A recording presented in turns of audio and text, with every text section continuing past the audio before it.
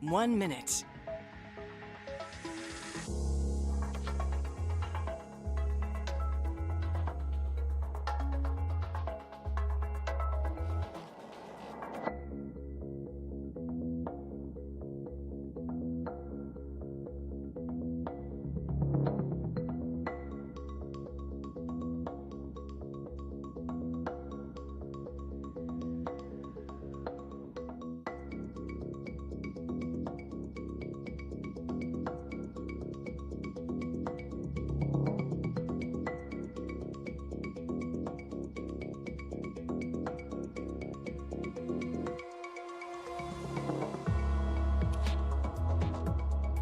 The Editor-in-Chief is live in 10, 9, 8, 7, 6, 5, 4, 3, 2,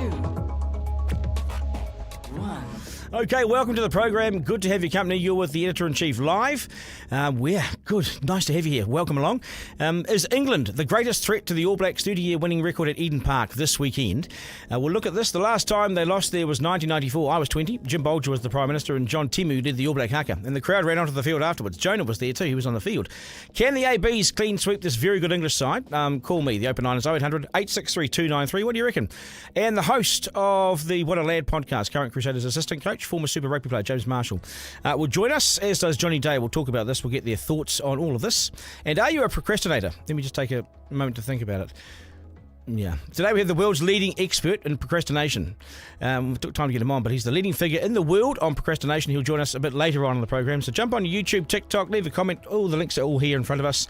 It's news time. It's Active Day Friday. Here's MediaWorks Deputy News Editor Grace Cocker. The Prime Minister is chuffed after having a face-to-face with President Joe Biden. It wasn't a bilateral meeting, but took place on the sidelines of the NATO summit. Christopher Luxon says the pair chatted about issues in the Pacific. We had a couple of interactions last night which were lovely, and he's got a great sense of humour, and that was in a very much in an informal setting. And then today we had a pull aside with Secretary Blinken, the President and myself. The government's waging war on the orange road cone. Transport Minister Simeon Brown is undertaking a review of temporary traffic management. He wants to combat the number being used. Teachers want targeted interventions following a rise in students being stood down for assaults. Tyler Youth Foundation's Jolene Cartwright says it can make all the difference. Showing that empathy and that understanding, they will then in turn want to better themselves. They will want your support. Energy Resources Aotearoa wants to see urgent investment in new gas explorations as a warning about waning supplies is issued. John Carnegie says New Zealand faces an uncertain future. Affordable, reliable energy is the backbone of any industrial sector.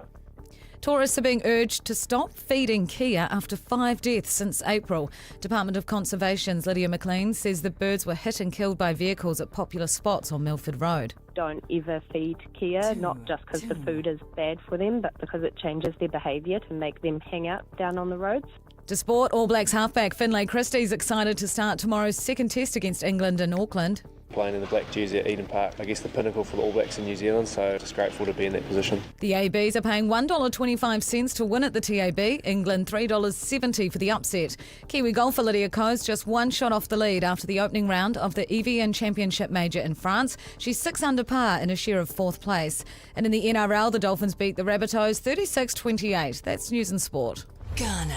Okay, thanks, Grace. You could have dressed up a little bit this morning. I know, What's but the deal? Fridays is our Activewear Friday in the newsroom where we just dress comfortably and try to enjoy pre-weekend. Do we still have Doggy Day Friday, or is that? Yes, I want to bring mine in, but he's such a little rascal. So we've got Active Day Friday, Activewear Friday. Activewear Friday, that's just me and another reporter in the newsroom. Right. No one else really follows it. So I could wear a sweatshirt and I could wear... You could wear your tights, your little bike shorts. My leg one was... Hey, do you go to the warehouse in your pyjamas? No, I've been known to go to the dairy in track pants and a hoodie, but not pyjamas. Okay. I don't really own pyjamas, to be fair. Yeah, neither. I just wear my husband's baggy clothes. 1980s. Duncan Garner. Okay, nice to have your company. 0800 863 293. Do you think the All Blacks can keep their unbeaten record at Eden Park, 30 years unbeaten? It's a phenomenal record. It must create huge pressure on them, you know. Assistant coach of the Crusaders and host of the What a Lad podcast, really good podcast, James Marshall. He joins me now. James, good to have you on the podcast, mate. Nice to see you. Hey, thanks for having me, mate.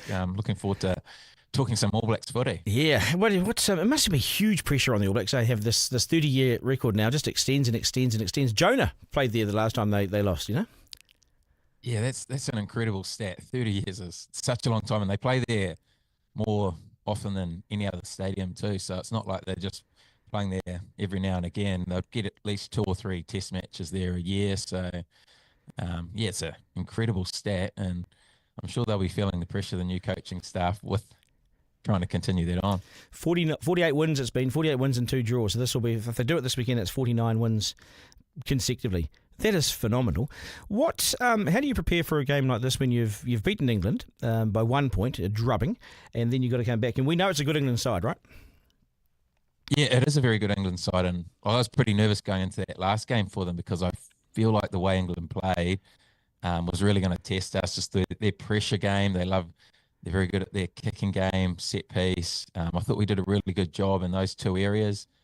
Our scrum was really good, and we caught most of their high balls and contested balls that they put up. So I thought we did a really good job at taking away some of their strengths. But with the pressure and how quickly we had to come together with the new coaching group, changing all the calls, a whole new style that we're going to play, I always felt like we're going to be under the pump a little bit last week. But hopefully this extra week, same team they've named basically, except for the halfback, Finlay Christie gets to run. But going to be a real good opportunity for them to improve on what they did last week, and I think we'll see a better All Black side this weekend. Yeah, so do I. You'll be a bit more polished. How do you get around this rush defence? I mean, I played a bit of footy, but I was a halfback, so I was never out in the backs.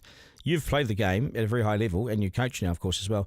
How do you get around rush defence? What do we need to do? Yeah, I think that's one area that we struggled with in the weekend. England came probably harder than we thought they were going to come.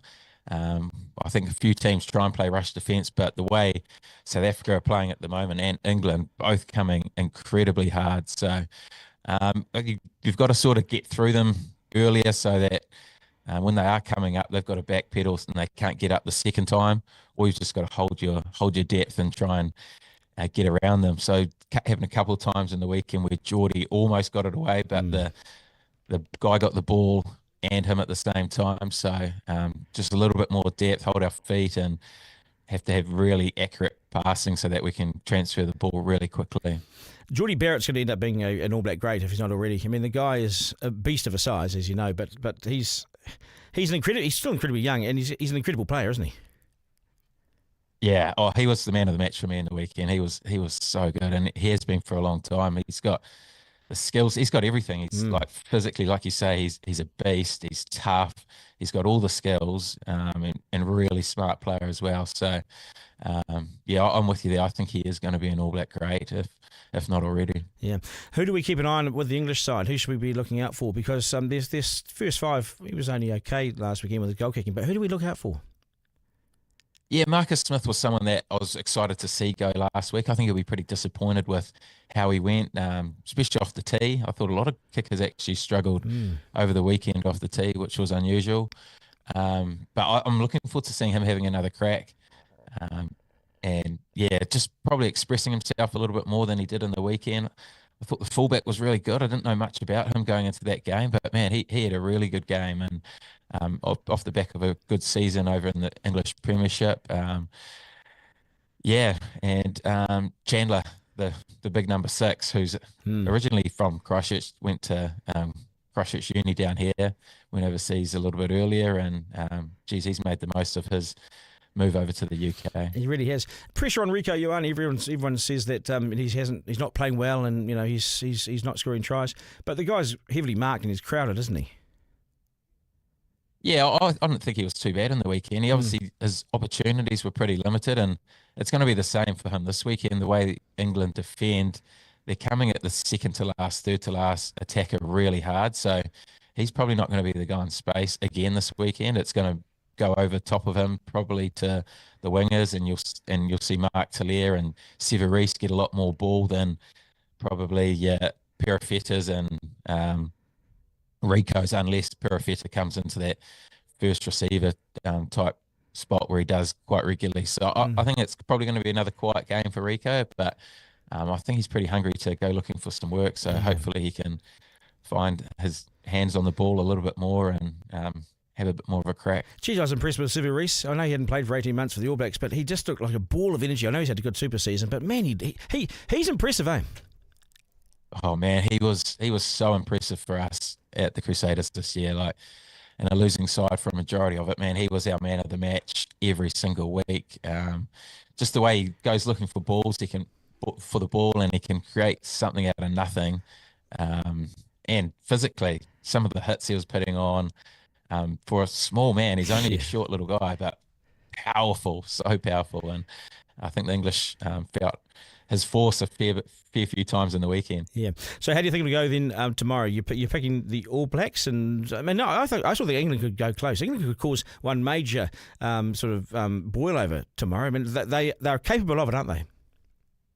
They're definitely capable of it, and if they get that sort of game where it's kicking game into a set piece game, and it's really slow, and it's a real strangle type game, I think obviously these sort of games can become 50-50s, and I think last weekend's was like any of those decisions in that last 5 minutes could have changed that game, and we could have lost that. But I'm expecting to see a decent improvement from this All Black side, and I'm expecting us to win by that sort of 12-point margin. Yeah.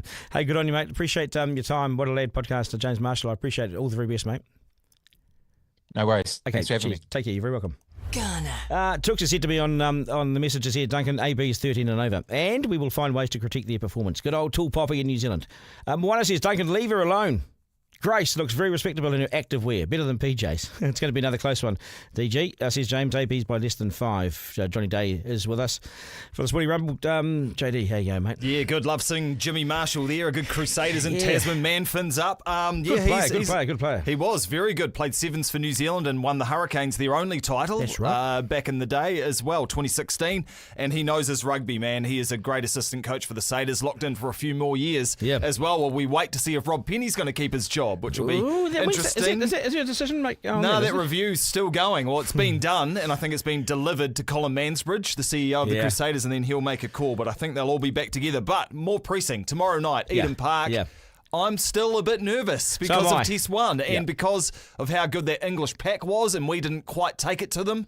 I think Samipeni Finau, I need a big performance from him with ball in hand, and I need him to snot some people as well. You just took the word out of my mouth. I was about to say he needs to snot someone. Yeah, he does. Yeah, it shows our age. Maybe we come from the same vintage, but yeah, it'd be great if he could just put a shoulder into Marcus Smith early, and then Rico Ioane's another guy who I want to see on his home ground at Eden Park really carve it up like we used to see Rico do. He bit of space, eh? Yeah, scored any tries for the Blues this year, and he does need a bit of space, which he's not going to get unless those forwards carry the ball over the advantage line and get us some go-forward ball. So, very interesting and intriguing second test. Yeah, how will Finlay Christie go? Because there's a lot of pressure on him, right? There is, because no one's Aaron Smith. Yeah. And everyone who starts at halfback for the All Blacks now is going to be like, oh, he's a bit slow. It's halfback idle. It's halfback idle, isn't it? It is. Yeah, TJ Perenara, he does what he does, but he ain't no Aaron Smith, and Finlay's not either, and Cortez Ratima won't be, and Noah Hotham, who's in the squad too, he won't be either. So Cam Roygaard, though. Yeah, he's very bloody good. He's got a whole other set of tricks than Aaron Smith had. So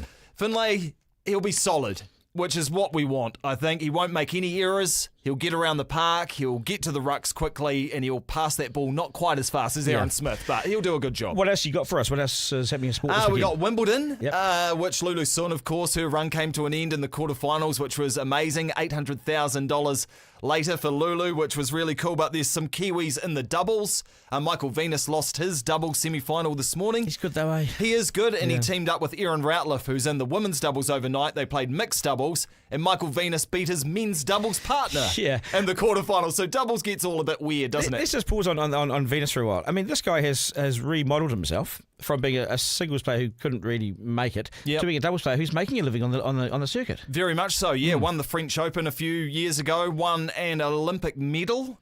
How old is tennis, he? He must be in older doubles. now. Yeah, he's getting well towards the end, I think, mid-30s. But he's still got it to make the semi-finals at Wimbledon. And you get paid well for doubles. Like, no one watches it. When's the last time you sat down and watched doubles? It would have been when I got home one night after having a few grogs and turned on the telly, and that sort of thing's on. There it is there. Hey! But they get paid bloody well, so they're doing very well. And, of course, they're all going to be going to the Olympics soon in Paris, which is very exciting. Also in boxing, Andrei Mikhailovich, who's a Russian orphan who got adopted by a New Zealand couple when he was 18 months old out of St. Petersburg, came to Auckland, got bullied at high school, said, I want to beat up the bullies. So learned how to box with Jesse Peach at Peach Boxing. Peach Boxing. And he is fighting for the IBF and WBO middleweight titles in Las Vegas on Sunday. It's a really big deal. Isaac It's a Peach massive Boxing. deal. Yep. Yeah, and like David Tua, Joseph Parker, Miyamoto. That's about the only 3 New Zealanders I can think of who have ever fought for a world heavyweight title. There was a dude in Timaru back in about 120 years ago, I think, was the heavyweight champion, but he was more English than a there was Kiwi. a boxer from Tukalua called Mahana. And he fought who's the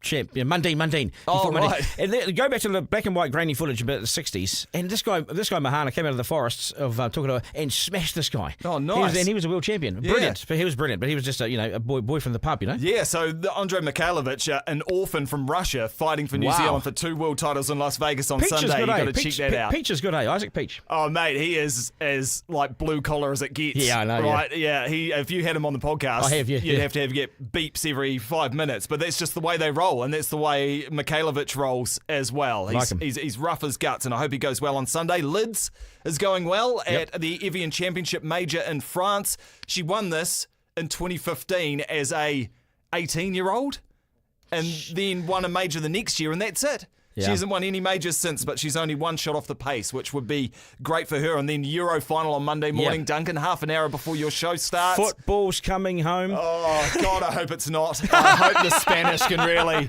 do a job on them, because we don't want to have to put up with the English thinking they're world champions. It's only Euro. Hey, they never win. No, they don't. And long may that continue at Eden Park tomorrow and at Euros in Berlin on Monday morning. Good on you, JD. Appreciate it, mate. Always do.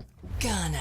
Okay, 0800 863 293. Can the All Blacks win? Who thinks they might lose their 30-year winning record? What do you think, Kalo? No? It's impossible. They'll win at Eden Park. It's a fortress, mate.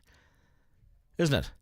It's a fortress. It is a fortress. Yeah. And I don't know, I'm touching a lot of wood right now. Yes, so am I. I'm hoping I'm not jinxing it. Yeah. I just can't see it happening. This England side is good, but as we've seen over the years, in a second test after a slightly dodgy All Blacks performance, they come back hard. It changes around. Yeah. And Robertson will be like, okay, we're home now. We're home at the Eden Park, you know. And but there'll be 50,000 people. I did just watch the try from the end of the world from 1994. And I'm just going, can the English side do that? No. They need a lot more than 10 men to do that, I think. No, but exactly. But I watched the French game against the All Blacks 94 this morning as well. I got up early, watched it. Oh, my God.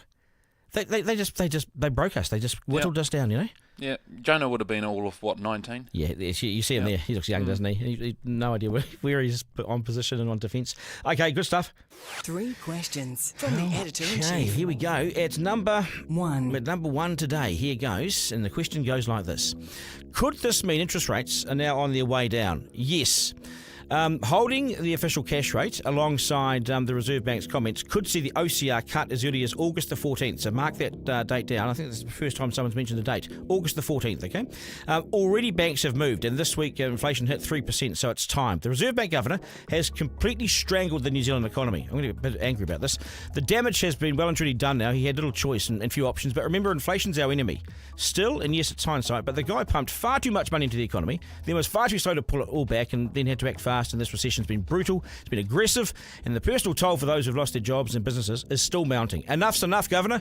Call off your dogs. Let us survive. We've more than done our bit, and give us a bloody break, please. 2. Number 2, are food prices finally coming down? Yes. I have more good news, folks, on the cost of everything front, and you'll like this. Food prices have just recorded their largest annual decrease in 6 years, but that actually means it's the first decrease in 6 years, and it's 0.3%. 0.3%. And I've done the maths on this. It's exactly 1 cent off a loaf of bread. That costs $4.50. Knock yourself out. The average price of a 1 litre bottle of olive oil in New Zealand's increased, though, to $20. It's up 49.5% in 12 months. Now, due to rounding, the saving on the bread was never passed on, by the way. Due to rounding, so you never got the saving. 3. At number 3 today, oh yeah, this guy. What is it with angry boomers? Dunedin City Councillor Lee Vandervis, who went all the way to the High Court over a parking ticket, let it go, you knob, appears to have an issue now with Māori and may yet be censored by the wider council. He's annoyed at the, quote, Māorification of some artwork, and he's refusing to participate in Te Pai Māori, which comprises of sitting councillors and the local representatives of Iwi. He noted, quote, "I am a long-term, high-polling elected representative of all the people of Dunedin, and I'm not prepared to be dictated to in an official council meeting by an elite claiming to represent 7% of our voting public, as detailed in the document." So angry. Too angry. Suck it up, pal. Why do some boomers act like total complete prats? Garner. Yeah, that's that guy. He's got to go on our plonkers list, that guy. He's right up there with Nobby. Right, I've got a joke about procrastination for you. Oh, I forget. I'll tell you about later. Do you have a procrastination problem? You got, see what I did there? Mine is paying parking tickets. I just forget. It never goes away, but I just forget, you see. Apparently 1 in 5 of us are chronic procrastinators, so you're not alone. But is it a case of bad time management, and how do you stop yourself constantly putting things off? We spoke to the world's leading expert on procrastination, seriously. If you do not believe me, then Google him. It is Tim Pychyl. Joe Ferrari, professor at DePaul University in Chicago, has done research on the how frequent it is in people's lives. And he'll argue that 20% of people worldwide are chronic procrastinators. I have difficulty trying to pin down a number because, like all things, is how we measure it. And the word really means different things in different contexts. But I don't think it's a bad thing to estimate that 20% of people will report they chronically procrastinate. It gets them down. It's not helping. Yeah, I wonder what is procrastination, because the new All Black captain, this is our national team, the All Blacks, and he was offered the job of being the captain of the national rugby team here in New Zealand. He took 3 weeks to say yes. Now, he went to get advice because it's a big job, and high profile and a lot of scrutiny. So he took 3 weeks to say yes to the coach. Now, is that procrastination, or is that just being smart? Well, that's just it. And we might even call that sagacious delay, sagacious being to be smart. But, there's many forms of delay. There's purposeful delay. There's inevitable delay. We just had inevitable delay before we started this interview. Things weren't working. That's inevitable when we're working like we are across the world. And then there's delay due to emotional problems. So I have next to me here on a desk a picture of my father. And when he died back in 2016, the wheels came off my truck and I can get things done, but I didn't say, "Oh, Tim, you're such a terrible procrastinator." I needed some time to grieve, and I couldn't self-regulate very well. So, go back to your question. Yeah, it might have been very purposeful delay. We need to think things through, and sometimes we could do it strategically, because if you look like you might not buy, for example, then the vendor comes back and offers you a discount. So there's all sorts of reasons that delay may happen in our lives. But procrastination is a particular form of delay. It's the voluntary delay of an intended action. So you're actually intending to do something, but you're voluntarily delaying it, even though you know, or at least you think, you're going to be worse off for the delay. And you can see how self-defeating that is. I'm sure if your captain thought he was going to be worse off, he wouldn't be waiting 3 weeks. Yeah. I procrastinate around parking tickets that I owe money for. I procrastinate around speeding fines and things like that. They sit and they pile up in front of me until the last minute, when sometimes I'm worse off as a result because they've added another $20. That is classic procrastination, isn't it? Yeah, that's classic. And, so what's precipitating that? So you... speeding tickets, parking tickets, whatever it is, when you think about it, what does it do? It evokes a negative emotion. It could be resentment or frustration or embarrassment or anger. It could be any of these. And whenever we have a negative emotion, it's human nature to want to get rid of that emotion. So we've learned, whether it be that ticket you need to pay or a room you need to clean up or anything that's causing you negative emotions, if you put off the task, you can put off those emotions, at least for the moment. So we're giving in to feel good now. With procrastination, how many people do you think, do you suffer it, or do you just involve yourself in it? I mean, is it a thing that you suffer from, or is it something that you choose to do? Oh, that's a really good question. I don't think I've ever been asked that question just like that, and it's a profound way to ask it. Everything in this world is nature and nurture together. So we come into the world, nature, and we have some basic personality traits kind of laid down in us. And even those, though, are nature and nurture. So, they're not, you're not, it's not destiny. But there are many things that are probably going to play themselves out. So, for example, you might not be very conscientious. That's one of the major personality traits. How self-disciplined are you? How dutiful, how organized? And if you're not very much that way, you're more likely to procrastinate. There's other traits too, like neuroticism, which is emotional stability. If you're not very emotionally stable, if you're prone to worry and depression, you're more likely to procrastinate. It's not a disease, it's a coping style. And so some of us are prone to cope this way because of traits, we might say, and then we can learn. That's the nurture side of it. We learn very early in life that, gee, this procrastination can pay off, right? I can put things off and I feel better, at least in the short term. And I'm aware of, I covered politics for a long time in Wellington, in our capital city, and I would see one particular politician procrastinate on things because he wanted to see if there was a better offer throughout the day. Or if he had all the available information when he made his statement. Winston Peters is his name. And so he waits all day, sometimes halfway through the night, before he puts out a statement or makes his decision, because he wants to have the best available information. Plus, he might be a bit dishevelled and disorganised, and he waits. He waits. So he's one of those guys that waits, and I think it's worked for him. You know. Mm-hmm. Well, yeah, that's a strategic delay. I remember years ago, I was asked in relation to that in terms of the White House, things going on in the White House. Is this procrastination? I'd say, no, I think it's really strategic delay. You're doing it on purpose. It's purposeful delay. Your practical reason is leading you to say this is the best decision, all things taken. But that's not the case with procrastination. As I said, the definition is you do have this nagging sense that I'm going to be worse off for this delay. That's what makes it predictably irrational. Is this a personality or is it a learned trait? Just both. As I said, sometimes we've got things influencing it like lack of emotional stability. Impulsivity is one I didn't mention yet. You're highly impulsive. You're more likely to procrastinate. So those factors play into everything in our lives. Personality always bubbling in the background. But we do learn. We need to cope with all our negative emotions. And one of the ways of coping is avoidance. And I can't stress this enough. If listeners take one thing away today, is that fellow in Canada that Duncan talked to said, procrastination is not a time management problem, it's an emotion management problem. And if you can look at it that way, you can realize, yeah, I'm coping with avoidance. Are there other ways I might cope that might serve me better? There sure is. Yeah, this is the motivation followed by action, isn't it? So if you can just take baby steps, is this the way around your procrastination? Yeah, and I would say, everyone kind of gets that idea of baby steps, but I have to ask myself something very simple. What's the next action? What's the next action I would take on this if I was going to do it? And I'll even say to myself, because I'm not, I don't want to put myself in a corner, but what would be the next action? Keep that action as tiny as possible, that lowest, as you say, baby step. So I have to answer that gnarly email. Okay, my next action is just open my laptop and skim through the email again.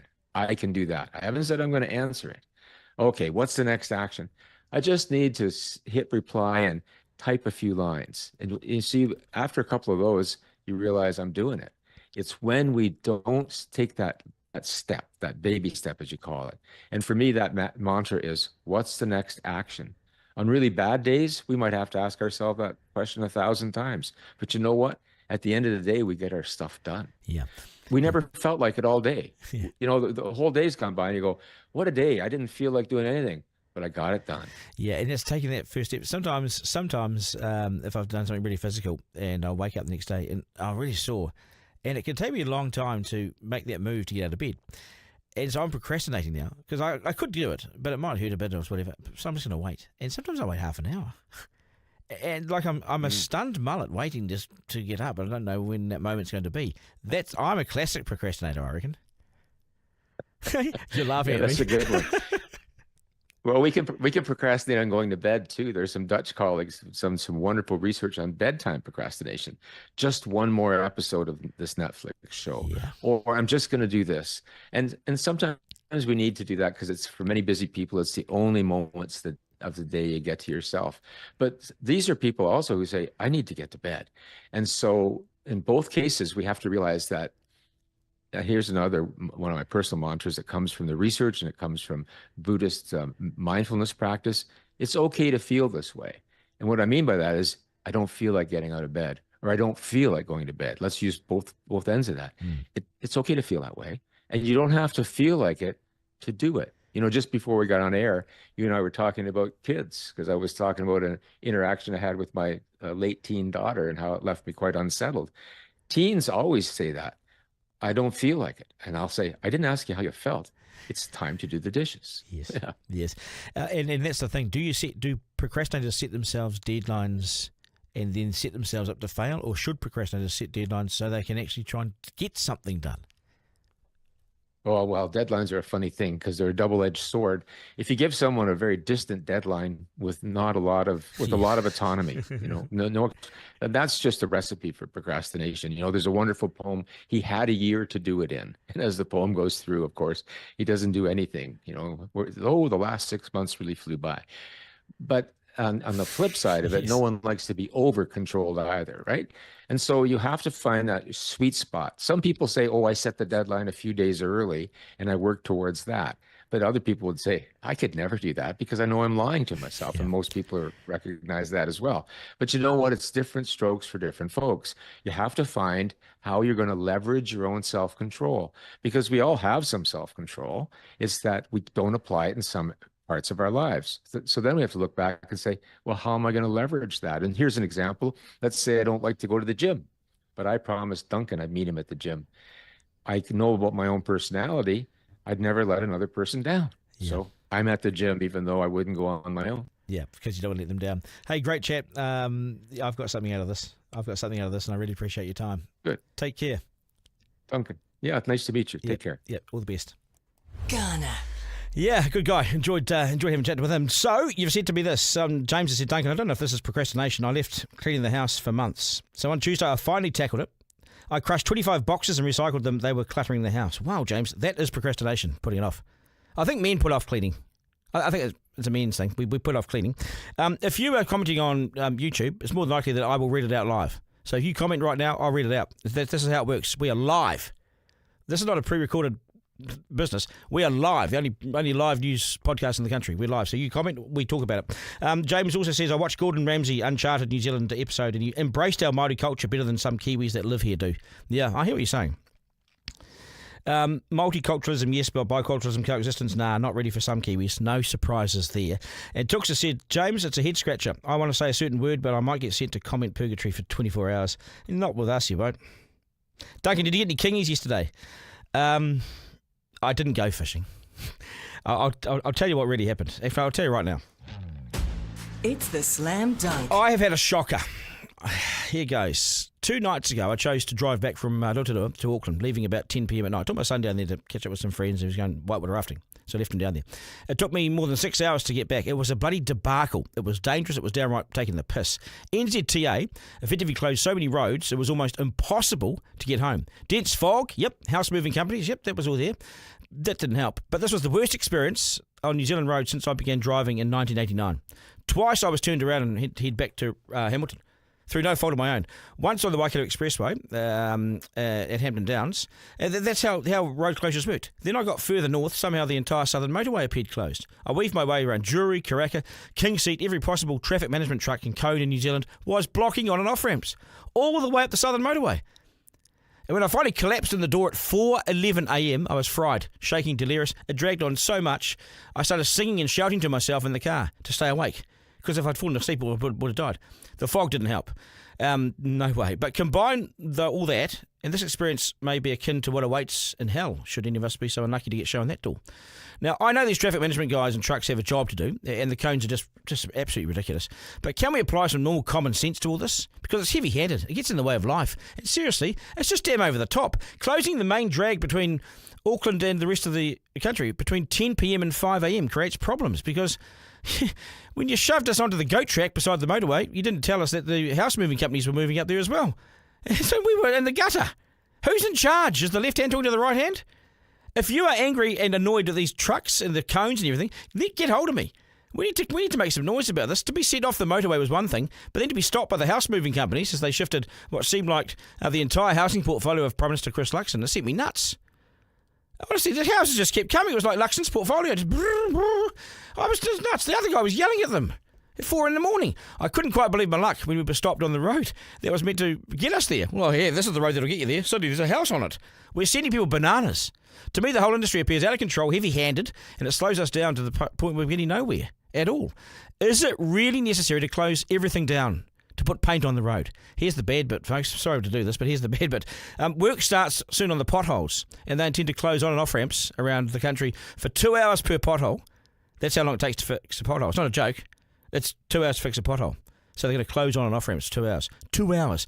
And there's $4 billion put aside to fix and fill these potholes. So we might be stuck around red cones and these trucks for months to come. Read the website. Beware what's going on after hours. You might just not make it home. If I was older and more bewildered, the experience would have been much, much more unkind. Lucky I'm such a young guy. Got there all right, eh? Garner. Okay. Duncan says, Marty, try driving from Lake Caterpillar and Auckland Airport with a large family with a hard deadline for a hard-earned, long overdue holiday. Oh, I bet you didn't make it on time. Duncan, you find experience what I experience on the daily drive on the road that I do. I hope you eventually got some sleep. Yeah, that was during the show yesterday. Sorry, I didn't even made it because I was that fried. They're so bad. Good morning, Duncan. Procrastination is a good issue to talk about. We'll talk about it a bit later. Procrastination interview was great, says Matthew Lamb. Are you a procrastinator, Forrester? Yes, very much so. Are you? 150% I am. Yep. Right. I will procrastinate things to the point that I will borderline not do them. Oh, really? Can we talk about this later? Yeah, absolutely. Yep. What, later or now? Yeah, later. Yeah, sure. Let's do it later. I don't really feel like doing it now. You prefer to do it later, don't you? Yeah. What about you, Caleb? Are you? It depends on what it is. I usually like to have my ducks in a line with a lot of things. You're a bit uptight. No, I'm what you call organised. Oh, that's so organised, yeah. Yeah. We hate these guys, eh, Forrester? I mean, if uptight's organised, then hey, that's you. I'm uptight. Yeah. You iron your undies? No, fuck no. I don't know much. Oh, excuse me. Jeez, I forgot. You're allowed to say it's a podcast. Yeah, it's Sorry. podcast, yes. Oh, jeez, okay. Yeah, anyway. We've got a special treat now, don't we? Your Plonker rankings. Yeah, do you want me to key up the music? Yeah, come on. Have you got some? Yeah, I do. Here we go. Great music. Good luck. Okay, so the Plonker rankings, folks. Darlene Tunner has gone to the top of the Plonker rankings. She's the ultimate Plonker so far of 2024, exploiting migrant workers. It has to be up there. Nobby Clark's a permanent fixture now. I think Nob takes. I'll start to move things. I think what we'll do, I'm going to take New Zealand off, okay? National Weird, I'm just be a little bit more patriotic. So New Zealand's coming off, and that Dunedin councillor that I mentioned in my 3 questions today, his middle name is Nobby. I mean, he's the Dunedin councillor. I'm going to put him in here, okay? We'll make a fancy sign later when we get the budget. Dunedin guy, okay? Dunedin guy. He's a complete wanker. So we're going to put him there. Kiwi Rail can stay there because they took a cup of tea and a lie down when they should have been steering the boat. That was absolutely fucking idiots, weren't they? The highways, yeah. NZTA is going to come. I'm going to take Colin Peacock off. He's strutted on this board for far too long. And NZTA, I think they've also got an FU in there as well. So there we go. We've got Darlene Tunner, Kiwi Rail. Yeah, you can't be this Dunedin guy. The racist from Dunedin. Nobby Clark, who's a permanent fixture now. We're going to have him in concrete there. And NZTA for closing all the roads. That's a fair plonker. Yep, that's good. Right. Yeah, that's where we're at, mate. So that's us. Okay. Who thinks Nobby should stay there as a permanent fixture? I do. You can't go around using the N-word, Nobby. That is us. Thank you so much for your support this week and your understanding as of yesterday. Now you sort of understand what went on.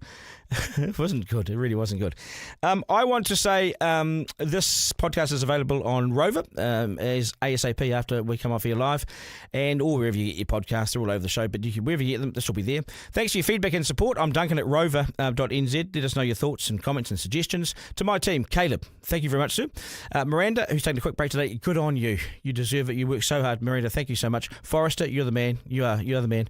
Thank you very much. Zarina, thank you so much for just appearing. That's lovely. Thank you. Nice to see you. And we'll do it all again on Monday. That's nice of you to turn up. It's a bit earlier than I turned up, though, yesterday. Remember, this is one of the greatest countries on earth. So get out and enjoy it. Go the All Blacks, and we'll catch you on Monday. Take care. That was Duncan Garner, Editor-in-Chief Live. Missed something on the live stream? Text Duncan to 3598 to listen back on the podcast. Want to get in touch? Call 0800 863 293.